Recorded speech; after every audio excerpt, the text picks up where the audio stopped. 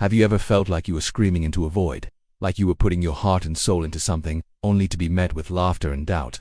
I have, and this is the story of how that laughter turned into a plea for help. It all started a few years ago. I had this idea, this spark that I just couldn't ignore. It was a project that felt like my life's calling. I poured every ounce of my energy, my time, and my savings into it. I knew, deep down, that it had potential, that it could change things, not just for me, but for others too.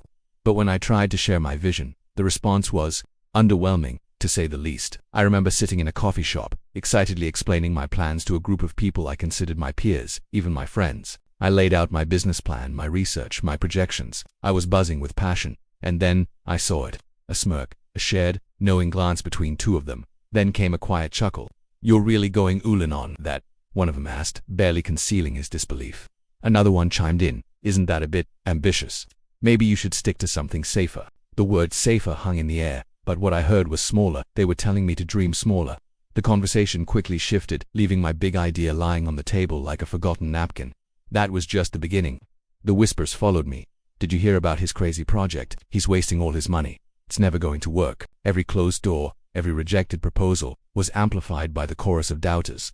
There were moments, late at night, when their voices crept into my own head. The self-doubt was paralyzing. Was I delusional? Were they right? Was I just a fool chasing a fantasy? Those were the dark days. I felt incredibly isolated. It felt like I was pushing a giant boulder uphill, all by myself, while a crowd stood at the bottom, not just watching, but actively betting against me. But in that loneliness, something else started to grow. Resolve, their laughter, their skepticism. It became my fuel. Every "you can't" was a dare. Every "it's impossible" was an invitation to prove them wrong. So, I put my head down and I worked. I worked harder than I ever had in my life.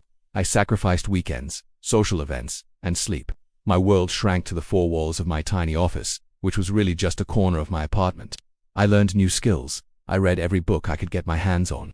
I reached out to anyone who would listen, even if it was just for a 5-minute conversation. There were so many setbacks. A crucial software crashed, losing weeks of work. A potential partner backed out at the last minute. I ran out of money and had to take on freelance jobs, working until 3 a.m. just to pay my rent and keep the project afloat. Each failure felt like a confirmation of their doubts.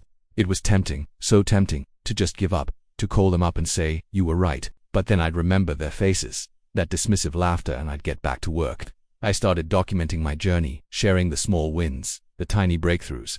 At first, it was just for myself, a way to track progress. But slowly, a small community started to form online.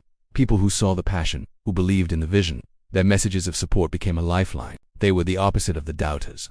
They were the believers. And then, things started to shift. A small piece of my project got noticed by a local blog that led to a bigger feature.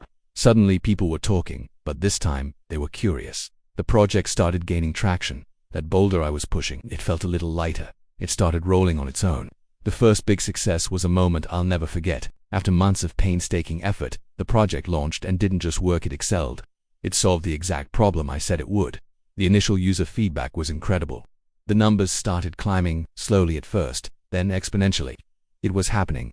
It was actually happening. And then came the emails. And the phone calls. From the very same people who had laughed. The first one came from the guy who told me to be safer. His message was casual. "Hey man, long time no see. Saw what you're doing. It's incredible. I've actually got an idea I think you'd be interested in. We should grab coffee." It wasn't an apology, it was a pitch. He saw the success, and now he wanted a piece of it. Another one was more direct. "I have to admit, I didn't see it back then, but you've really done something special. My company is struggling with a similar issue. I was wondering if you could, help us out, maybe consult for us." The irony was staggering. The very people who told me my idea was a joke were now asking me to help them solve their problems. They weren't laughing anymore. They were asking for my secrets, my strategy, my help. So, what did I do? It would have been easy to be bitter. It would have been satisfying to say, "Remember when you laughed at me?" No thanks. And trust me, a part of me wanted to, but as I thought about it, I realized that holding on to that anger would only hold me back. My success wasn't about them, it was about proving to myself that I could do it. My journey taught me that people's opinions are often a reflection of their own fears and limitations, not yours. When they say you can't, they often mean I can't. Your vision is yours alone. You don't need everyone to see it. You just need to believe in it fiercely enough to build it, brick by brick, while they're watching from the sidelines. So I replied to their messages. I was polite, professional. I didn't bring up the past because my focus is on the future. My energy is for the people who supported me, for the community we've built, and for the next big challenge. The laughter has faded, and what's left is the quiet confidence that comes from turning your struggles into your strengths. If you're out there right now, pushing your own boulder, and you hear the whispers and the laughter, let it be your fuel. Don't let their small-mindedness shrink your dreams. Keep your head down, do the work, and one day you won't even hear them anymore over the sound of your own success. They might even come asking you for a map. Thank you so much for watching and for letting me share my story with you. If this resonated with you, please hit that like button and subscribe for more content. I'd love to hear about your own journeys in the comments below. See you in the next one.